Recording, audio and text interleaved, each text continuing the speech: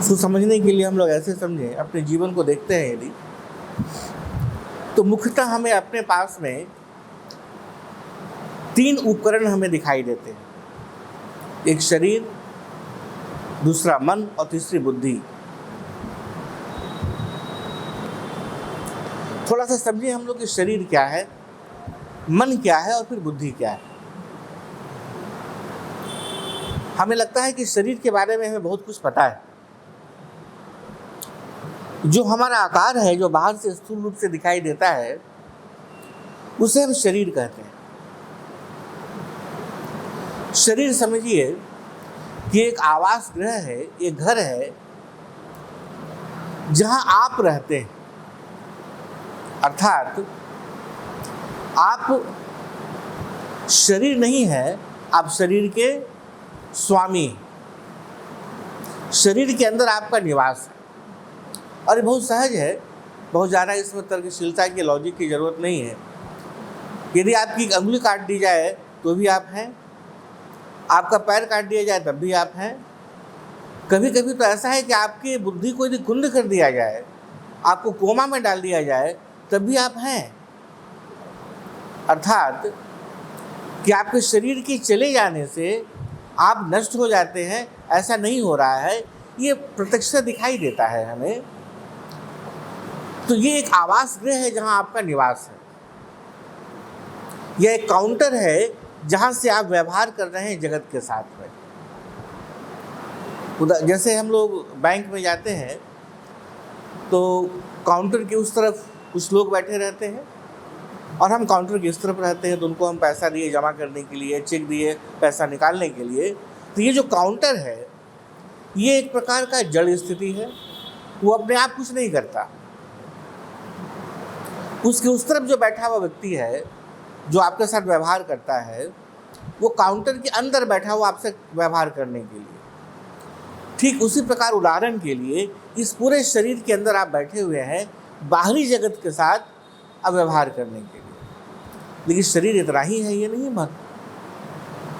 बहुत सारी ऐसी गतिविधियां शरीर के अंदर हैं जो बिना आपके और हमारी इच्छा की चल रही हैं, जिस पर हमारा आपका कोई नियंत्रण नहीं है।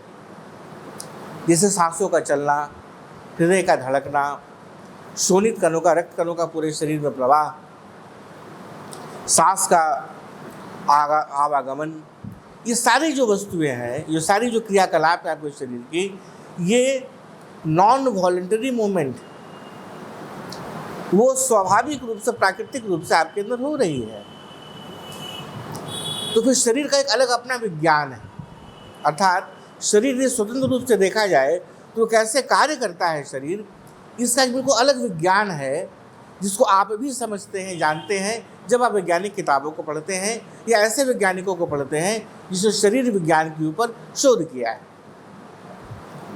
लेकिन जब इस शरीर से आप कोई ऐसा कार्य कराना चाहते हैं, तब आप उसे आदेश देते हैं करने के लिए।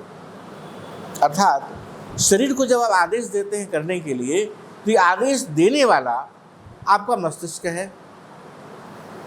इस मस्तिष्क में भी हम देखने जाएंगे तो मस्तिष्क जो है स्थूल रूप से एक जिसको हम लोग संस्कृत में गोलक कहते हैं, हम लोग अंग्रेजी में उससे कहें कि एक उपकरण है हमारे बुद्धि के पास, हमारे इस सर के पास रखा हुआ, जिसके अंदर सारी क्रियाएं होती हैं। वहाँ भी 2 प्रकार की क्रियाएं हैं।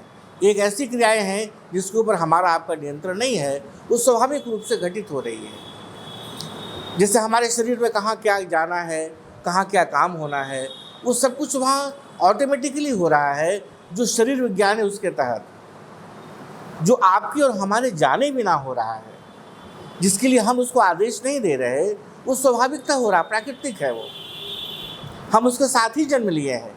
उस शरीर का एक स्वतंत्र अपना विज्ञान है। उस विज्ञान के तहत शरीर की जितनी भी क्रियाकलापें हैं, वो मस्तिष्क के अंदर से नियंत्रित हो रही हैं, निर्देशित हो रही हैं।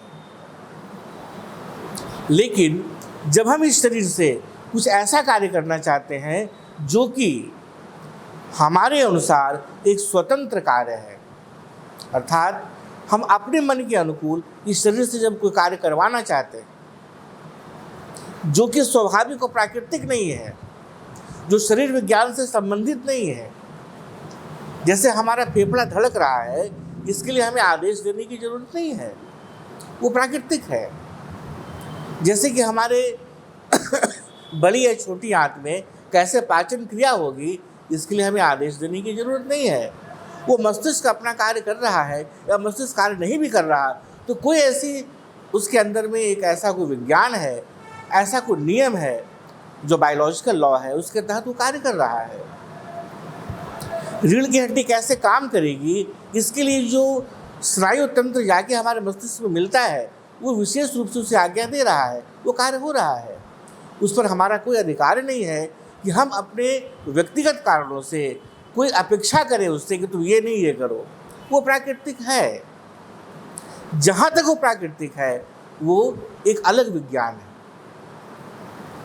लेकिन जब हम इस शरीर से एक ऐसा कार्य करना चाहते हैं जो प्राकृतिक नहीं है, बहुत ध्यान देना, जब इस शरीर विज्ञान से, इस शरीर से हमको ऐसा कार्य करना चाहते हैं जो प्राकृतिक नहीं है, हम अपने मन के अनुसार अर्थात अपनी इच्छा से, अपनी संवेदना से, अपनी भावना से इससे हम कुछ करवाना चाहते हैं, तब हमें वहाँ पर मन की सत्ता का पता चलता है। उसके पहले मन की सत्ता की जरूरत ही नहीं है हमारे और तुम्हारे पास। हम भोजन कर रहे हैं और हम पड़े हुए हैं। लेकिन यदि हम विचार करते हैं कि हमें अभी अपने कदमों से चलकर किसी निश्चित जगह को जाना है, मंदिर जाना है, मस्जिद जाना है, गुरुद्वारा जाना है या शराब खाने जाना है, जैसे ही अपने शरीर को ये आदेश देते हैं, तो ये जो हम अप्राकृतिक या अपनी इच्छा के अनुसार, अपनी आज़ादी से, अपने ऊपर के ताकत से हम जब शरीर को आदेश देते हैं, तब हमें अपने अंदर एक ऐसी सत्ता का पता चलता है जो प्राकृतिक रूप से बिल्कुल स्वतंत्र नहीं है, वो हमारे नियंत्रण में हो सकती है। ठीक, यही अंतर है।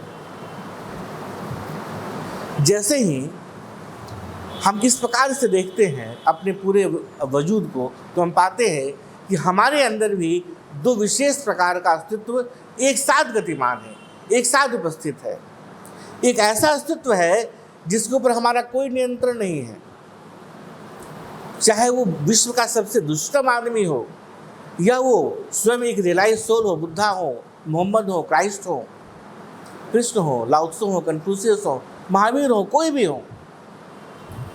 उन सबके अंदर दो प्रकार का अस्तित्व है। एक अस्तित्व ऐसा है हमारे ही शरीर के अंदर जो एक प्राकृतिक व्यवस्था है जिसके ऊपर हमारा कोई नियंत्रण नहीं है, और एक ऐसा अस्तित्व है जो कि आपकी इस प्राकृतिक व्यवस्था से भिन्न है, जो बाहर प्रतीत होता है आपके कार्य व्यवहार में, जो आपके अनुसार कार्य करने के लिए आबद्ध है, आपका अनुसरण करने के लिए आबद्ध है। तो आपकी जो आधी सत्ता है, उस आधी सत्ता में तो आपका कोई नियंत्रण नहीं है, 50% आप ऐसे ही चले गए। अब जो बाकी जो आधा बचा आपके पास शरीर के दूसरे भाग में, जो आप कह सकते हैं कि हम हाथ उठाने के लिए आदेश करेंगे हाथ को, तो हाथ उठेगा। हम किसी को देखने के लिए अपनी आंखों को कहेंगे तो आंखें देखेगी। हम सुनने के लिए कहेंगे कि तुम सुनो तो वो सुनेगी। हम बोलने के लिए कहेंगे तो वो बोलेगी। ये तमाम जो ज्ञान इंद्रियां और कर्म इंद्रियां हैं हमारी, ये जो बाहरी रूप से है, बाह्य रूप से हमारे सामने है, वो जिस इकाई से, जिस तत्व से नियंत्रित और निर्देशित होती है, उस इकाई, उस तत्व को हम मन कहते हैं।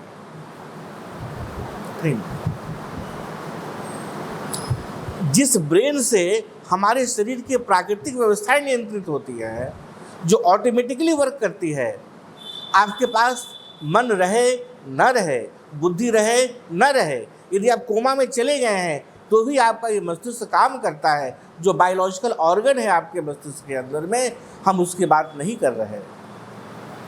हम उसकी बात करें जो सूक्ष्म इकाई है, जिस इकाई के कारण, जिस सत्ता के कारण आपके अंदर स्वतंत्र निर्णय लेने की, भावना करने की, संवेदना करने की क्षमता का उदय होता है, और आप अपने शरीर, मन, अपने शरीर से वो कार्य कराने के लिए सक्षम होते हैं जिस कार्य को आप अपने मनोनुकूल या प्रतिकूल करा सकते हैं, वो होता है क्या? वैसी स्थिति में जब हम जाते हैं तो हमें समझ में आता है कि एक और सत्ता है हमारे अंदर, जिसे हम तकनीकी भाषा में माइंड कहते हैं या मन कहते हैं। ठीक, इसको फिर समझने के लिए, क्योंकि थोड़ा सा यहाँ पर हम लोग गहन होते जाएंगे तो फिर विज्ञान में प्रवेश करेंगे। हमारे अंदर बहुत सारे, यदि हम लोग बायोलॉजिकल टर्म में बात करें तो विशेष प्रकार के ग्लैंड्स हैं, ग्रंथियाँ हैं, जिन ग्रंथियों से विशेष प्रकार के स्राव निकलते रहते हैं। हम लोगों ने ये जो जीव विज्ञान है या शरीर विज्ञान है उसमें हम लोगों ने जाना है, समझा है। उन्होंने इवन आपके अंदर के क्रोध को, वैमनस्य को, काम वासना को, प्रेम को, घृणा को, इसको भी परिभाषित करने का प्रयास किया है इन्हीं ग्रंथियों से निकलने वाले तत्व से। उन्होंने कहा कि यदि आप चिंता में हैं तो इन ग्रंथियों से एक विशेष प्रकार का तत्व निकलेगा, रस निकलेगा आपके शरीर में, जो आपके हृदय के लिए घातक है। यदि आप बहुत ही अधिक तनाव में हैं तो फिर आपके शरीर से ऐसा तत्व निकलेगा कि आपका समतल हृदय का स्पंदन रुक जाए, जिसे आप हृदय गति का रुक जाना कहते हैं। जीव विज्ञानियों ने कहा, शरीर विज्ञानियों ने कहा कि ऐसा भी है, यदि आप बहुत प्रसन्न रहते हैं तो आपके शरीर से ऐसा स्राव निकलता है कि आपका शरीर और अधिक अच्छा और अधिक स्वस्थ होने लगता है। हमारा जो स्वास्थ्य खराब था और उसमें एक निश्चित प्रकार का स्पंदन आना शुरू हुआ, तो हमारे चिकित्सकों ने कहा कि शरीर आपका ऑटोमेटिक अपने आप को रिवाइव कर रहा है, पुनर्जीवित कर रहा है, क्योंकि ऐसी अवस्था में शरीर अपने आप को फिर से जीवित करता है, फिर से अपने आप को पोषित करता है, पल्लवित करता है, उत्थित करता है। ठीक, यानी शरीर खुद ही खुद अपना काम कर रहा है, जिसके ऊपर हमारा कोई नियंत्रण नहीं है। इस विज्ञान को जिसने समझा उसने देखा कि अच्छा इस स्राव से ये घटना घटती है, इस मिनरल से, इस तत्व से ये घटना घटती है। जैसे उसके अंदर खून की यदि कमी है, इसका मतलब उसके अंदर जो लोहा का तत्व है वो कम गया है, तो उसे लोहा का तत्व दिया जाने लगा। उसी प्रकार से तमाम रोगों का प्रतिरोधक क्षमता बढ़ाने के लिए शरीर को प्रयोग किए जाने शुरू कर दिए गए। क्यों? क्योंकि शरीर एक स्वतंत्र सत्ता के रूप में उसको देखा गया। अब फिर ध्यान से समझो, जैसे शरीर की इस स्वतंत्र सत्ता को देखा गया जो प्राकृतिक है, जिसके ऊपर तुम्हारे मन का, तुम्हारे बुद्धि का कोई नियंत्रण नहीं है, जो प्राकृतिक है, तुम्हारी स्वतंत्रता उसके ऊपर नहीं है कि तुम उसको जो चाहे जैसे चाहो करा लो, कि नहीं हृदय की गति को आज हम नहीं चलने देंगे, 4-5 दिन शांत रहने देते हैं, हम नहीं कर सकते। अच्छा, सांस बहुत ले लिए, 2-4-5 दिन रुकते हैं, हम नहीं कर सकते। जहाँ इस परम रूप से हम परतंत्र हैं, एक नियम की तरह आबद्ध हैं, वो जो स्वतंत्र इकाई है तुम्हारे शरीर की, वो उसी प्रकार का वस्तु है जैसे विश्व के तमाम वस्तुएं हैं जगत में। जैसे कि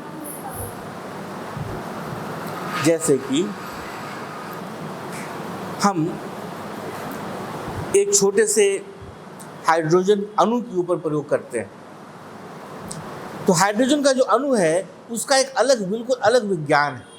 विज्ञान अर्थात उसका एक अलग नियम है कि उसमें एक ही इलेक्ट्रॉन है, एक ही प्रोटॉन है, ये सब तुम लोग जानते ही होंगे, एक ही न्यूट्रॉन है, उसके अंदर भ्रमण कर रहा है। तुम चाहो भी तो उसको नहीं रोक सकते, तुम्हारे कोई उसके ऊपर आज़ादी नहीं है, कोई नियंत्रण नहीं है उसके ऊपर।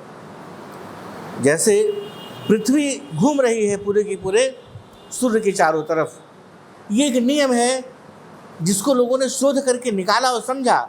उस नियम को समझ करके उन्होंने देखा कि कैसे हम चंद्रमा तक जा सकते हैं। जैसे नियम को उन्होंने समझा कि जब पृथ्वी ऐसे ऐसे घूमती है तो हम किस प्रकार से हम अपनी पूरी योजना बनाएं, किस प्रकार से हम अपने उपग्रह को भेजें कि चंद्रमा तक पहुंच जाए, उस नियम के अंदर ही उन्होंने कार्य किया और उसको उपलब्धि के रूप में प्राप्त किया,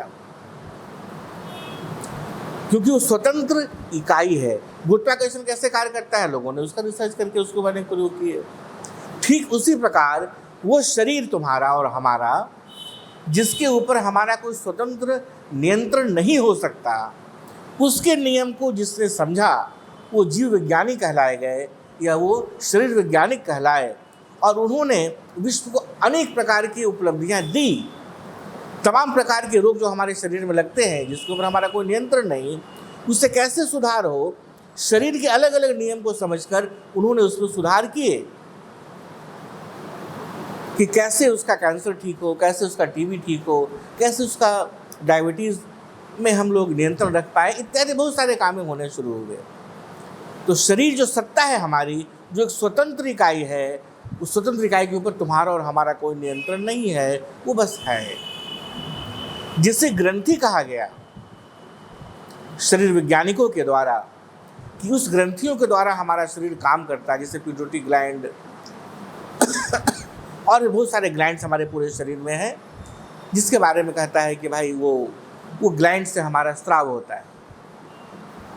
बहुत आगे जाकर के हम लोगों ने अपने शास्त्रों में, आध्यात्मिक शास्त्रों में देखा कि इसकी चर्चा उन्होंने चक्रों के रूप में की है।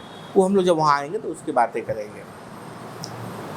तो अब हम लोगों ने समझा कि हमारे अंदर दो प्रकार की सत्ताएं हैं। एक सत्ता जो परम स्वतंत्र है, जिसके ऊपर हमारा कोई नियंत्रण नहीं है, जो उसी प्रकार से स्वतंत्र है जैसे पृथ्वी की गति, सूर्य के चारों तरफ, जिससे गुरुत्वाकर्षण का नियम, जैसे तमाम प्रकार के बाकी वैज्ञानिक सत्य हैं, वैज्ञानिक सिद्धांत हैं, उसी प्रकार से हमारा शरीर भी एक स्वतंत्र सिद्धांतों के साथ, नियमों के साथ कार्य करता है। हमको उसमें कुछ करने और नहीं करने की जरूरत ही नहीं। हम कुछ करें या ना करें, वो करता ही रहेगा। उसके अंदर वो कार्य चलता ही रहेगा जो कार्य उसके अंदर चल रहा है। जब तक हम यहाँ तक हैं, तब तक हमें मन की सत्ता का पता नहीं चल सकता। जैसे ही हमारे अंदर ये संकल्प होता है कि हम ये जो दास्ता है, ये जो प्राकृतिक नियम से आबद्धता है, क्या इससे बाहर भी कोई सत्ता हो सकती है? क्या कोई ऐसी स्थिति हो सकती है कि ये तो स्वाभाविक है, ये तो प्राकृतिक है, लेकिन क्या कुछ ऐसा है जो हम अपने अनुसार, अपने नियंत्रण में कर सकें? जैसे ही जो अपने नियंत्रण में, अपने अनुसार, अपने संकल्प के अनुसार हम कुछ कर सकते हैं या नहीं कर सकते हैं, इसकी भावना का उदय हमारे अंदर होता है। तो प्रश्न आता है कि आखिर इस भावना का उदय हमारे अंदर कहाँ हो रहा है? आखिर वो कौन सा तत्व है जिसके अंदर इस विचार का स्फुरण हो रहा है? जैसे हम विचार करते हैं, तब जहां ये विचार का उदय हो रहा है कि हम ऐसी भावना कर सकें कि हम एक स्वतंत्र संकल्प कर एक ऐसा कार्य को करें, एक ऐसे क्रियाकलाप को जन्म दें जो प्राकृतिक नहीं है, हम जैसा चाहते हैं वैसा हो। ये सब हम जैसा चाहते हैं, मेरी चाहना, मेरी भावना, मेरी संवेदना, ये सब आखिर कहाँ जन्म ले रहा है? कौन सी ऐसी जगह है हमारे अंदर जो उसके अंदर इसका जन्म हो रहा है? जब ये हम विचार करते हैं तो चूंकि हमें पता नहीं है कि वो चीज़ क्या है जहाँ ही जन्म ले रहा है, तो उसे हम एक नया नाम देते हैं। वो जो नाम है, जो उस स्थान को हम दे रहे हैं, जिस स्थान में हमारे संकल्प शक्ति का उदय हो रहा है, हमारी इस चेतना का उदय हो रहा है, हमारी इस भावना का उदय हो रहा है कि हम जो प्राकृतिक नियम से आबद्ध हमारा शरीर कार्य कर रहा था, उससे भिन्न होकर हम बिल्कुल अपने मन के अनुकूल या अपने मन के प्रतिकूल या व्यवहार जगत में हम कुछ ऐसा करें जिसके ऊपर हमारा नियंत्रण हो। ये जन्म कहाँ हो रहा है ऐसी भावना का, ऐसे विचार का, ऐसी चेतना का? हम उस स्थान को एक शब्द दिए, एक नाम दिए, अंग्रेजी में भी, हिंदी में भी, संस्कृत में भी उससे कहें हम लोग कि वो स्थान, वो जगह मन है। ठीक। अब देखो, शरीर है हमारा, ये हमें दिखाई देता है। शरीर जो ऑटोमेटिक कार्य कर रहा है प्राकृतिक रूप से, वो मन, वो हमारे ब्रेन से नियंत्रित है। ये भी हमें उस अस्कल के अंदर, उस खोपड़ी के अंदर जो ब्रेन है, उसको जब खोलते हैं तो साफ साफ दिखाई देता है। ये दोनों ही हमें दिखाई देता है, क्योंकि दोनों ही स्थूल है, दिखाया जा सकता है। देखो, तुम्हारे पैर में दर्द है या तुम्हारे पैर में दर्द का प्रवाह नहीं है, या तुम्हें पैरालिटिक अटैक आ गया, क्योंकि तुम्हारे ब्रेन का जो एक नस है तो दब गया, ये दिखाया जा सकता है। तुम्हारा नियंत्रण भी नहीं है उसके ऊपर। डॉक्टर बहुत ज़्यादा करेंगे तो खोलते हैं, और जो नस दब गया है उसको कोशिश करेंगे तुम्हारे ब्रेन में कि उसको खोल दिया जाए, तुम्हारा पैरालिसिस ठीक हो जाएगा। लेकिन तुम यदि ये कहते हो अपने हाथ को, तुम हाथ ऊपर की तरफ उठो और तुम्हारा हाथ ऊपर उठ जाता है, तुम्हारे इस हाथ को आदेश किसने दिया ऊपर उठने के लिए? ये तुम यदि खोजने जाते हो अपने पूरे शरीर में, तो शरीर में तुम्हें नहीं मिलता। तुम किसी से कहो, डॉक्टर से या किसी भी चिकित्सक से, किसी वैज्ञानिक से, कि हम जो विचार कर रहे हैं, हम जो प्रेम करते हैं किसी से, यदि घृणा करते हैं किसी से, यदि जो विचार हमारे अंदर आता है उसके प्रति उसको हम पत्र लिखें, हमारे अंदर विचार आता है कि हम उससे बातें करें, हमारे अंदर विचार आता है कि ठीक है हम एक योजना बनाएं, ये सब हमारे इस शरीर में कहाँ पर हो रहा है मुझे दिखाइए।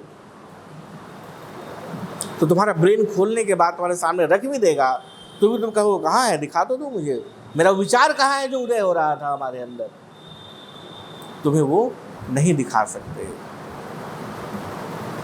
क्योंकि जो स्थूल है सिर्फ उसे ही तुम्हें प्रयोगशाला में जाके दिखाया जा सकता है। जैसे जैसे सूक्ष्म होती जाएगी वस्तुएं, उसको दिखाना उतना ही मुश्किल होता चला जाएगा। तो फिर वैज्ञानिक कहते हैं कि जो ब्रेन है उसी के अंदर तुम्हारे विचार का उदय हो रहा है। जो तुम्हारा जो स्कल है, जो उसमें सिराएं हैं बहुत सारे, उसके अंदर विचार है तुम्हारे। तो तुम कहो कि ठीक है, उस सारे सिराओं को आप खोल दीजिए, टुकड़े टुकड़े कर दीजिए, अलग अलग निकाल दीजिए और उसके अंदर से दिखाइए कि विचार निकल निकल के बाहर आ रहा है। नहीं होगा। इसलिए वैज्ञानिकों ने कहा कि ये जो मन है ना, ये तुम्हारे शरीर में नहीं है, क्योंकि शरीर में यदि मन होता तो फिर हम उसी प्रकार उसको देख पाते जैसे बाकी चीजें हम देख रहे हैं। यदि शरीर में मन होता तो हम देख पाते, शरीर वैज्ञानिकों के द्वारा जो इतना अधिक प्रगति कर चुका है, आगे प्रगति करते रहेंगे, लेकिन प्रगति के पराकाष्ठा में जाकर के भी ये विचार को शरीर के अंदर है कहीं पर, इसको वो कभी दिखा नहीं पाएंगे, क्योंकि वो है ही नहीं उसके अंदर। यदि उसके अंदर रहा होता तो निश्चित हमें वो दिखाई देता। वो नहीं है उसके अंदर, और चूंकि उसके अंदर नहीं है, इसलिए जो शरीर के ऊपर जो प्राकृतिक बंधन है हमारा, इस प्राकृतिक बंधन का उसके ऊपर बाध्यता नहीं है। ठीक, शरीर के अंदर यदि हमारा ये पूरा जो शारीरिक उपकरण है वो ब्रेन से काम कर रहा है, बुद्धि से काम कर, ये जो ब्रेन है उससे काम कर रहा है, यदि विचार भी उस ब्रेन के अंदर रहा होता, यदि विचार भी हमारे शरीर का ही एक अंग होता, तो उसी प्रकार वो भी उस ब्रेन के नियंत्रण में रहता, जैसे बाकी तमाम प्रकार की शिराएं, कोशिकाएं और हमारे अनेक दूसरे अंग उसके नियंत्रण में है। हम यदि चाहे भी तो अपने शरीर में ये नहीं खोज पाते कि कहाँ है विचार, बताओ, तो हमें कहना पड़ता है कि विचार तो शरीर के माध्यम से उदित हो रहा है। विचार तो हम अपने अंदर, ऐसा लगता है कि शरीर के अंदर हम बैठे हुए हैं, शरीर है हमारा और हम अपने बुद्धि से विचार कर रहे हैं। बुद्धि, ये बड़ा पैराडॉक्सिकल है कि हमको बार बार बुद्धि शब्द का प्रयोग करना पड़ रहा है, लेकिन मुश्किल है कि भी हम जानना चाहते हैं कि मन और बुद्धि क्या है। हम लोगों ने जाना है कि शरीर का भी दो स्तर है। एक स्तर क्या है जहां हम जो प्राकृतिक है, एक दूसरा स्तर क्या है जहां पर हम स्वतंत्र हैं कि हम जो चाहें सो कर सकते हैं। ये दो पक्ष है हमारे शरीर का भी। जो प्रथम पक्ष है जहां पर हम पूर्ण रूप से दास हैं, वहां पर हमारा कोई नियंत्रण नहीं है। लेकिन जहां पर हम दास नहीं है और हम आज्ञा देते हैं अपने शरीर को कि तुम ऐसा करो, उसको ऐसा करना पड़ता है, ये आज्ञा देने वाला जो स्थान है, जो केंद्र है, इसे हम सुविधा के लिए हमने कहा कि मन है। अब ये मन हमारे शरीर में कहाँ है, हम खोजने जाते हैं तो हमें वो नहीं मिलता। आधुनिकतम काल तक, अभी तक हमारे शरीर में मन का कहाँ पर है ये पता नहीं चला। किसी ने कहा कि यहाँ पर है, किसी ने कहा कि यहाँ पर है, किसी ने कहा कि नहीं घुटना में किसी किसी का होता है, लेकिन पता नहीं चलता। हर तरह से चिरफाड़ के देखा गया तो मन नहीं है वहाँ। तो फिर अब बड़ा दिलचस्प है कि जो चीज हमारे शरीर में पता नहीं चलता है कि है, उसी मन के कारण इस पूरे विश्व में आंदोलन पर आंदोलन हो रहा है। कोई मन से बोला कि मैंने मान लिया है कि फलाना चीज है, और जो दूसरा व्यक्ति मान लिया कि ठिकाना चीज है, उससे लड़ गए। यही हो रहा है। किसी ने कहा नहीं ठिकाना चीज है, तीन अलग अलग हो गए। और इस तीनों जो मानने वाले लोग हैं वो मन के दास होकर के लड़ाई कर रहे हैं, और यही नहीं पता है कि मन कहाँ है। तो हमारे जो व्यक्तिनिष्ठ वैज्ञानिक थे, उन्होंने इसके ऊपर शोध प्रारंभ किया कि भाई ये मन कहाँ है, शरीर के अंदर है क्या? तो उन्होंने घोषणा की, बहुत सालों के क्रमबद्ध अनुसंधान प्रयोगों के बाद, ऐसा नहीं कि अचानक बैठे अपने यहाँ पर और घोषणा कर दी कि मेरे मन में विचार आया कि मन ये है, नहीं, बिल्कुल सिस्टमैटिक साइंटिफिक रूप से। अब वो साइंटिफिक जो विधियां हैं जिससे उन्होंने उसको शोध किया, वो अब हम लोग के पास उपलब्ध नहीं है। जैसे न्यूटन ने कैसे निकाला गुरुत्वाकर्षण, ये सामान्यतः हम लोग नहीं जानते। वो कहीं होगा लिखा हुआ कैसे उन्होंने निकाला, लेकिन हम नहीं जानते। हम लोग खाली सिद्धांत जानते हैं कि न्यूटन का ये लॉ है। उसी प्रकार हमारे वैज्ञानिकों ने, व्यक्तिनिष्ठ वैज्ञानिकों ने, सब्जेक्टिव साइंटिस्ट ने, इसको कैसे इस बात तक वो पहुँचे ये हमें नहीं पता, लेकिन उन्होंने सिद्धांत दिया जो अभी तक अकाट्य है। कल होकर कोई नया सिद्धांत यदि आता है जो इससे बेहतर हो तो हम लोग उसको स्वीकार करेंगे, लेकिन वर्तमान काल तक जिस सिद्धांत को हम लोग समझ पाए हैं और जिस ऋषि परंपरा से हम लोगों ने प्राप्त किया है, उसने उसको क्या समझा, वो क्या कहे। उन्होंने कहा कि यदि शरीर के अंदर ये मन नहीं मिलता, ध्यान रहे मन एक सांकेतिक शब्द है। मन क्या है? वो एक केंद्र, वो इकाई जिसके बारे में हम विचार कर रहे हैं, ये संभवतः वही हमारे भावना का जन्म हो रहा है, वही हमारे विचारों का जन्म हो रहा है, वही हमारे संवेदनाओं का जन्म हो रहा है, वही आज्ञा देने के संकल्पों का जन्म हो रहा है। ऐसे किसी केंद्र को हम सामूहिक रूप से कहेंगे कि वो मन है। इसका ये मतलब नहीं कि मन कहाँ है, तो मन बोलेगा मन यहाँ है, फिर बोलेगा मन यहाँ है। नहीं, हम लोग यहाँ भी खोजे तो मन वहाँ नहीं था, हम लोग यहाँ भी खोजे तो मन वहाँ तो हार्ट था केवल। हाँ, ये जरूर कहा वैज्ञानिकों ने, जो साइंटिस्ट, ये शरीर शास्त्रियों ने, यदि आपका मन बहुत बेचैन है तो आपको हार्ट अटैक हो सकता है, क्योंकि आपके अंदर जो ग्रंथियां हैं वो विशेष प्रकार के रसों का स्राव करने लगती है। लेकिन मन कहाँ है हमारे पूरे शरीर में, जिसको आपको दिखाया जा सके प्रयोगशाला में खोल करके कि देखो ये आपकी भावना निकली, ये देखो आपका विचार निकला, ये देखो आपकी घृणा निकली।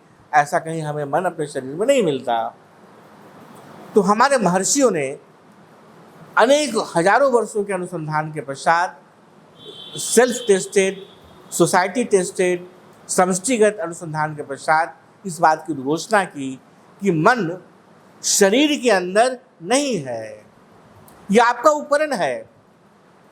जैसे शरीर तुम्हारा उपकरण है, एक स्वतंत्र सत्ता के रूप में शरीर तुम्हारा उपकरण है, शरीर के साथ कैसे काम लिया जाए, ये जो दूसरी सत्ता है तुम्हारी, ये सत्ता शरीर के अंदर नहीं है। वास्तव में ये जो मन है इसके अंदर शरीर है।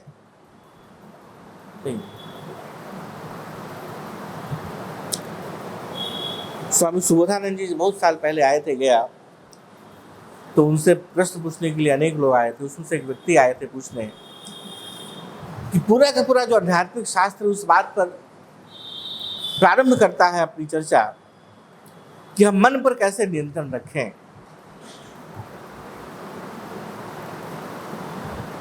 मन पर नियंत्रण रखने की प्रणाली को समझने के पहले संभवतः यह जानना आवश्यक है कि मन है कहाँ। तो यदि आप मुझे बता दें कि हमारे शरीर में मन कहाँ पर है, तो उसको नियंत्रण करने में मुझे आसानी हो जाएगी। तो गुरु जी स्वामी सुबोधानंद जी से वो प्रश्न किया, यही पूरा प्रश्न था उसका, तो कृपया मुझे बताएं कि मन मेरे शरीर में कहाँ है। हम लोग सब कौतूहल से भरे हुए थे कि क्या जवाब देते हैं। उन्होंने कहा कि तुम्हारा प्रश्न ही विरोधाभासी है, प्रश्न ही गलत है। वास्तव में शरीर के अंदर मन नहीं है, तुम्हारा शरीर मन के अंदर है। ये बात इतना ज्यादा इलॉजिकल लगता है, अतार्किक लगता है कि सहज ही विश्वास नहीं होता। ये उसी प्रकार की बात है, यदि कोई कहे तुमसे कि जानते हो हाइड्रोजन का जो छोटा अणु होता है वो कितना छोटा होता है, लेकिन वो अकेला हिरोशिमा और नागासाकी को तबाह कर देगा, परमाणु बम बनता है उससे। पागल हुआ, उससे तो ज्यादा बड़ा तलवार है, उससे भी ज्यादा, मतलब तलवार तो और बहुत ज्यादा बड़ा है, छोटा सा चाकू भी उससे बड़ा है, उससे 2-4 आदमी किसी तरह मार पाएंगे हम लोग। और हाइड्रोजन बम की उस अणु से हम नागासाकी हिरोशिमा के लाखों लोग को मार देंगे, ऐसा कैसे हो सकता है? पागल की बात करते हो, विश्वास नहीं होता। पहले हम लोग सोचे थे, किसी से कहते हैं हम लोग कि भैया ऐसा है कि तुम जहां रहोगे वहीं से दिखाई दोगे, बाकायदा तुमको देख देख के हम लोग बात करेंगे। वाह वाह, तुम ही दूरदर्शी अंतर्ध्यान आदमी हो, बड़ा बड़ा चीज मिलेगा। और आज हम लोग गुस्साते हैं कि नेटवर्क ठीक नहीं आ रहा है, ठीक से बात नहीं हो रही है, कोई आश्चर्य की बात ही नहीं रही है। उसी प्रकार जैसी ये बात बोली गई वैसे ही लगा कि क्या बात बोल रहे हैं, शरीर मन के अंदर, कहीं तो मन के चारों, शरीर के चारों तरफ, मन तो कहीं दिखाई नहीं देता।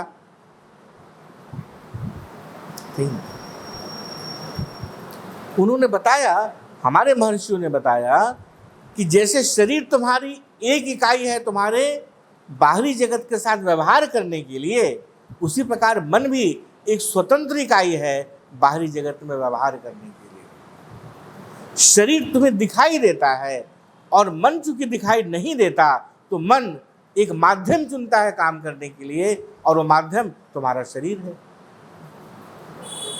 जैसे इलेक्ट्रिसिटी, अभी हो रहा थोड़ा सा ज्यादा भारी, इसलिए वहां पर छोड़ेंगे। तो पहला पार्ट क्या हुआ हम लोग का? हम लोग सबसे पहले इस बात को समझने के लिए कि हमारे अंदर जो जन्मजात दोष है इससे हम मुक्त कैसे हों, और जो हमारा आत्यंतिक अस्तित्व है उसको हम कैसे समझें, इसके लिए अध्यात्म की आवश्यकता है। इस बात को समझने के लिए कि हम इन तमाम प्रकार के बंधनों से मुक्त कैसे हों, हम लोग ये जानना चाह रहे थे कि हमारे पास दिखाई देने वाले मुख्य रूप से जो 3 प्रकार के तत्व हमें प्रतीत होते हैं, वह शरीर, मन और बुद्धि। तो हम लोगों ने देखा कि शरीर क्या है, थोड़ा सा समझा।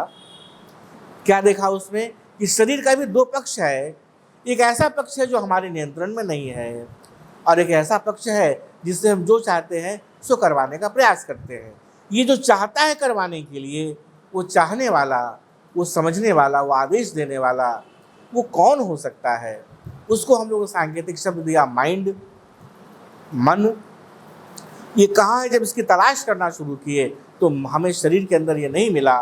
तो हमारे ऋषियों की तरफ जब हम लोगों ने देखा तो उन्होंने कहा कि तुम्हारे शरीर के अंदर ये मन नहीं है, वो नहीं मिलेगा वहाँ, तुम्हारा ये शरीर जो है वो मन के अंदर है।